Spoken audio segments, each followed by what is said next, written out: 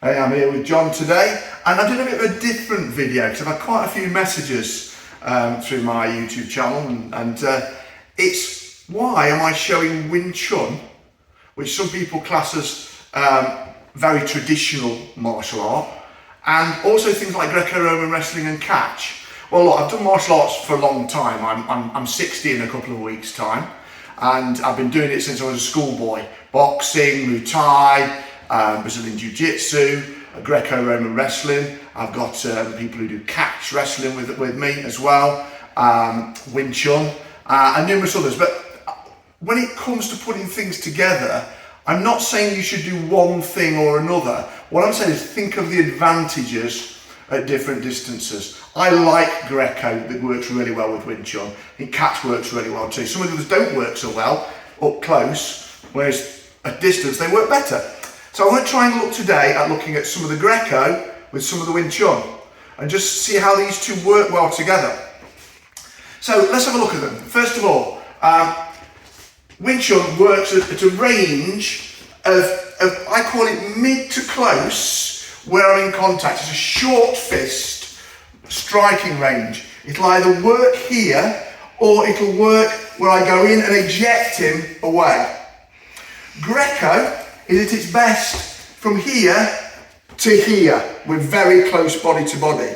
So we're talking as one starts to blend in close, the Greco comes really well, and out here the Wing Chun can work really well. They complement each other brilliantly. Now, let's have a look at some of the things. I'm going to show you a couple of the grips and the reasons why I like to do Greco with Wing Chun, and a couple of strikes, which means that it works the other way quite nicely. So I'm going to come in here and I'm going to start from this contact. Now look at this contact position.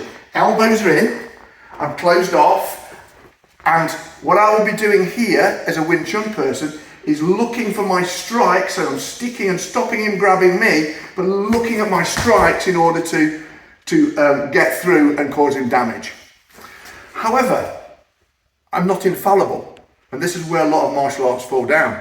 No one martial art is infallible, and no one person is infallible. So it might be that John will get a good grip. And John's got a good grip here. Now, if he's got a good grip, and look how close he is, he's moved into that Greco. I might ever so simply just pass this hand lock into here, and it allows me, I'm going to step round now, it allows me to peel off and step, and I'm now in a Greco range here. So I can now think about body locks, or I can push away and I can strike again.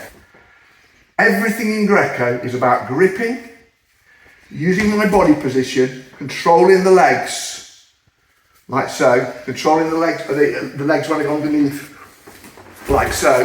Everything's there, it's not the highlights that matter. So when I'm coming into here and I do a grip, I'm thinking about my grip. Can you see I put this grip into here and I'm already thinking about where I'm going to go with this grip. I'm going to hit this grip to control his legs. We've seen this one before and I can take his back. But it may be that I'll come into here because I'm going to do the grip and then do the Wing Chun and strike. It gives me another option. So kind of this is why I tend to put the two together. And it works really nicely. From the Chi platform, it works really nicely because I can strike. But also it means that I can come in and I can grip.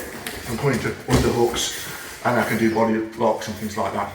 Remember, I'm an old man. I ain't going to be shooting for the legs. I want close control. So I hope that answers the question. Thank you very much. Have a nice Christmas, everybody. If you're watching it before Christmas, if you're watching it in January, have a great year.